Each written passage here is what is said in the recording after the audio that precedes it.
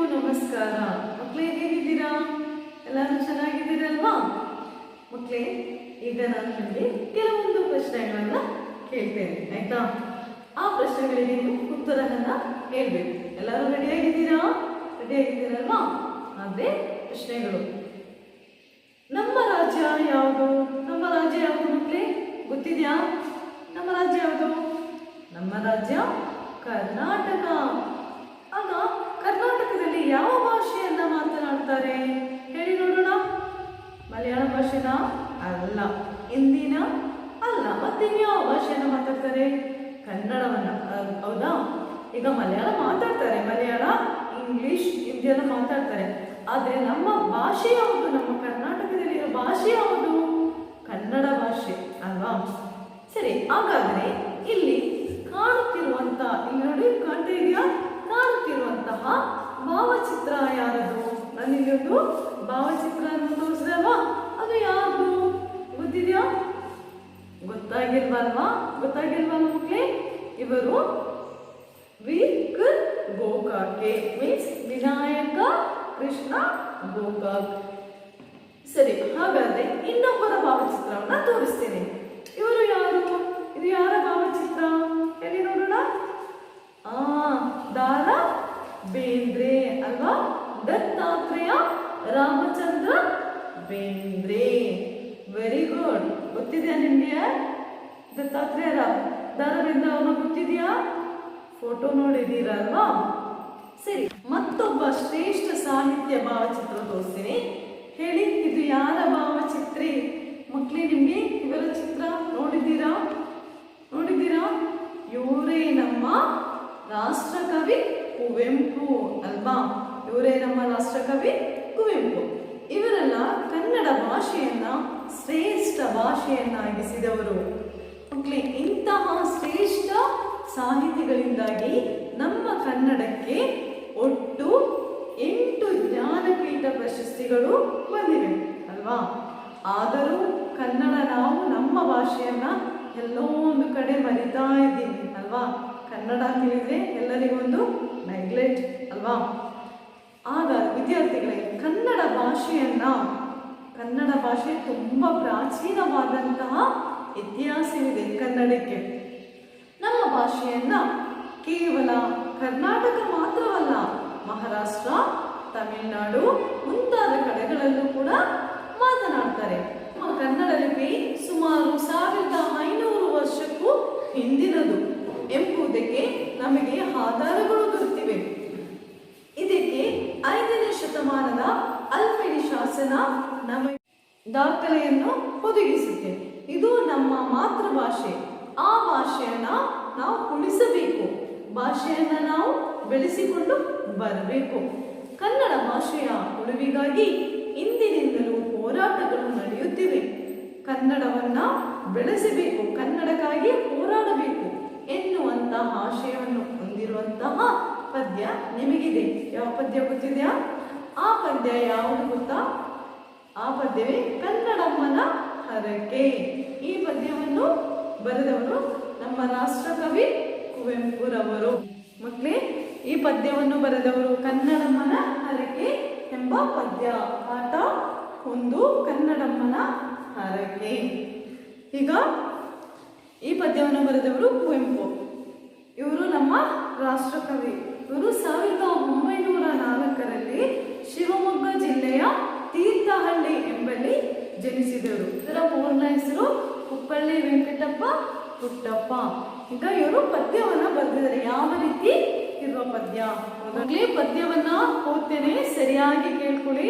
ನೀವು ನಿಮ್ಮ ಕೈ ಬೆರಳನ್ನ ಇಟ್ಟು ಮಿಸ್ ಯಾವ ರೀತಿ ಓದ್ತಾರೆ ಅದೇ ರೀತಿ ನೀವು ಓದಬೇಕು.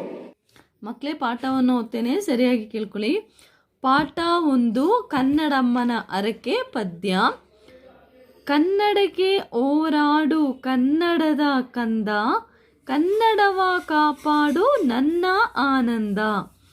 ಕನ್ನಡಕ್ಕೆ ಹೋರಾಡು ಕನ್ನಡದ ಕಂದ, ಕನ್ನಡವ ಕಾಪಾಡು ನನ್ನ ಆನಂದ.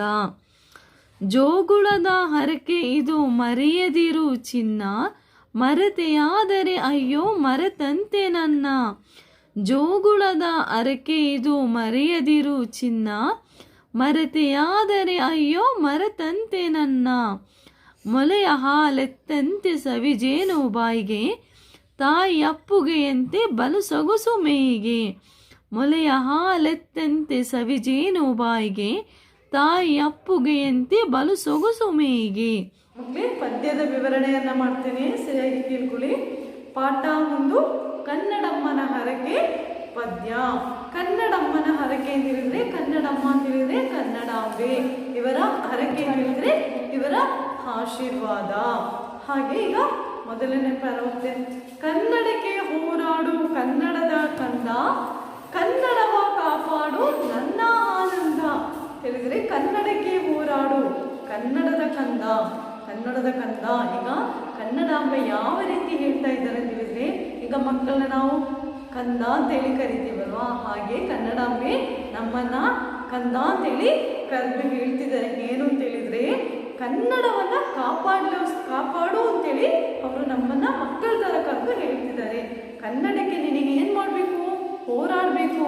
ಕನ್ನಡಕ್ಕಾಗಿ ಹೋರಾಡಿ ನನ್ನನ್ನು ಕಾಪಾಡು ಕಂದ ಅಂತ ಕನ್ನಡಾಂಬೆ ನಮ್ಮ ಹತ್ರ ಹೇಳ್ಕೊಳ್ತಿದ್ದಾಳೆ. ಅದುವೇ ನನಗೆ ಆನಂದ. ನೀವು ಕನ್ನಡಕ್ಕಾಗಿ ಹೋರಾಡಿ ಕನ್ನಡವನ್ನ ಕಾಪಾಡಿ, ಅದುವೇ ನನಗೆ ಆನಂದ ಅಂತ ಯಾರು? ಕನ್ನಡಾಂಬೆ ಹೇಳ್ತಾ ಇದ್ದಾರೆ. ಎರಡನೇ ಪರ, ಜೋಗುಳದ ಹರಕೆ ಇದು ಮರೆಯದಿರು ಚಿನ್ನ, ಮರೆತೆಯಾದರೆ ಅಯ್ಯೋ ಮರೆತಂತೆ ನನ್ನ. ಹೇಳಿದ್ರೆ ಜೋಗುಳದ ಹರಕೆ ಇದು, ನಿನಗೆ ಜೋಗುಳವನ್ನು ಹಾಡಿದಂತೆ ನಾನು ನಿನಗೆ ಏನು ಹೇಳ್ತಿದ್ದೀನಿ? ಕನ್ನಡವನ್ನ ಕಾಪಾಡು ಅಂತ ಹೇಳ್ತಾ ಇದ್ದೀನಿ. ಮರೆತೆಯಾದರೆ ಅಯ್ಯೋ ಮರೆತಂತೆ ನನ್ನ. ನೀನು ಕನ್ನಡವನ್ನ ಮರೆತರೆ ನನ್ನನ್ನ ಮರೆತ ಹಾಗೆ ಅಂತ ಹೇಳಿದ್ರೆ, ನೀನು ಕನ್ನಡಕ್ಕಾಗಿ ಹೋರಾಡದಿದ್ದರೆ, ಕನ್ನಡವನ್ನ ಬೆಳೆಸದಿದ್ದರೆ ಅದು ನೀನು ಏನಾಗುತ್ತೆ? ನನ್ನನ್ನು ಮರೆತಂತೆ ಅಂತ ಯಾರು ಹೇಳ್ತಿರೋದು? ಕನ್ನಡಾಂಬೆ. ಮೊಲೆಯ ಹಾಲೆತ್ತಂತೆ ಸವಿಜೇನು ಬಾಯಿಗೆ, ತಾಯಿ ಎಪ್ಪುಗೆಯಂತೆ ಬಲು ಸೊಗಸು ಮೇಯಿಗೆ ಅಂತ ಹೇಳಿದ್ರೆ, ಮೊಲೆಯ ಹಾಲೆತ್ತಂತೆ ಅಂತ ಹೇಳಿದ್ರೆ ತಾಯಿಯ ಎದೆ ಹಾಲಿನಂತೆ ಕನ್ನಡ ಭಾಷೆ ಎಂಬುದು ಅಷ್ಟು ಸೊಗಸು, ಅಷ್ಟು ಸುಲಭ ಅಂತ ಹೇಳಿದ್ರೆ ತಾಯಿಯ ಎದೆ ಹಾಲು ಎಷ್ಟು ಸವಿಯಾಗಿರುತ್ತೋ, ತಾಯಿಯ ಎದೆಯ ಹಾಲು ಎಷ್ಟು ಸವಿಯಾಗಿರುತ್ತೋ ಅದೇ ರೀತಿ ನಮ್ಮ ಕನ್ನಡ ಭಾಷೆಯು ಕೂಡ ಅಷ್ಟು ಸವಿಯಾಗಿರುತ್ತೆ ಅಂತ ಯಾರು ಹೇಳ್ತಿರೋದು? ಕನ್ನಡಾಂಬೆ ಹೇಳ್ತಾ ಇದೆ. ತಾಯಿ ಅಪ್ಪುಗೆಯಂತೆ ಸೊಗಸು ಹೇಗೆ ಅಂತ ಹೇಳಿದ್ರೆ, ತಾಯಿಯನ್ನು ಅಪ್ಪಿಕೊಂಡರೆ ಈಗ ನಮಗೆ ಎಷ್ಟು ಸುಖ ಅನುಭವಿಸುತ್ತೆ ಅಂತ ಹೇಳಿದ್ರೆ, ಈಗ ತಾಯಿನ ಹಪ್ಕೊಂಡಿದ್ರೆ ನಮ್ಗೆ ಎಷ್ಟು ಸುಖವಾಗಿರುತ್ತಲ್ವಾ, ಎಷ್ಟು ಸಂತೋಷವಾಗುತ್ತಲ್ವಾ ತಾಯಿನ ಹಪ್ಕೊಂಡ್ರೆ. ಅದೇ ರೀತಿ ನಮ್ಮ ಭಾಷೆ ಕೂಡ ಅಷ್ಟು ಅಷ್ಟು ಸೊಗಸಾಗಿದೆ ಅಂತ ಕವಿ ಹೇಳ್ತಾ ಇದ್ದಾರೆ. ಅರ್ಥ ಆಯ್ತಾ ಮಕ್ಕಳೇ?